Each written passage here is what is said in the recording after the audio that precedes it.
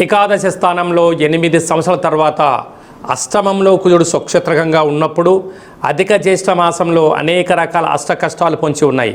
అలాగనే ఏకాదశి స్థానంలో దేవగురు బృహస్పతి ఉచ్చస్థితిలో ఏకాదశి స్థానంలో సంచారం చేయడము అదృష్టంగా భావించగలగాలి. కన్యరాశిలో ఏ నక్షత్రాలు వస్తాయి అనగా ఉత్తరా నక్షత్రంలోని 2, 3, 4 పాదాలు, హస్తా నక్షత్రంలో 4 పాదాలు, చిత్తా నక్షత్రంలోని 1, 2 పాదాలు కలిపితే కన్యరాశి. రాశాధిపతి బుధ భగవానుడు.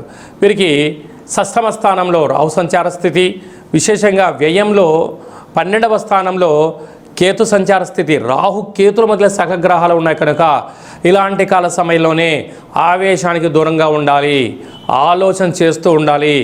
ఏది తొందరపాటు నిర్ణయాలకు సరైన సమయం కాదు. మీ బంధువులు, మిత్రులు, స్నేహితులు అనేక మంది మిమ్మల్ని తోసేయడానికి సిద్ధంగా ఉన్నారు, తస్మాత్ జాగ్రత్త అని చెప్పి గమనించాలి. సప్తమంలో శని భగవానుడు సంచార స్థితి ఉండడం వలన ప్రేమికులు తస్మాత్ జాగ్రత్త. భార్యాభర్తల మధ్య అన్యోన్యత అవసరం.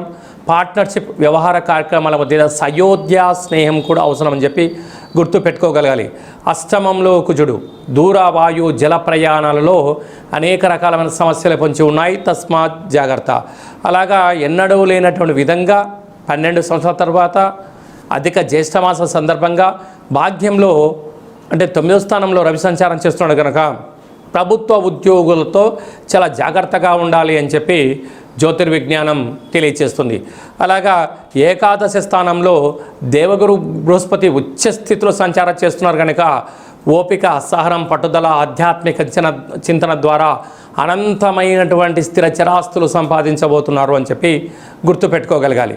కనుక ఈ ఆదివారం అమావాస్య సందర్భంగా సోమవతి సోమవారం అమావాస్య సందర్భంగా మీరు ఆకుపచ్చ రంగు కలిగినటువంటి కూష్మాండ దీపాన్ని పెట్టి నమస్కారం చేసుకొని నవధాన్యాలను దిష్టి తీసి అది అందులో పోసి ఈ యొక్క దీపాన్ని తెల్లజిల్లడి వృక్షంలో కానీ లేకపోతే ప్రవహించిన నదిలో వేసినట్టయితే సకల దోషాలు తొలగిపోతుందని చెప్పి గమనించాలి.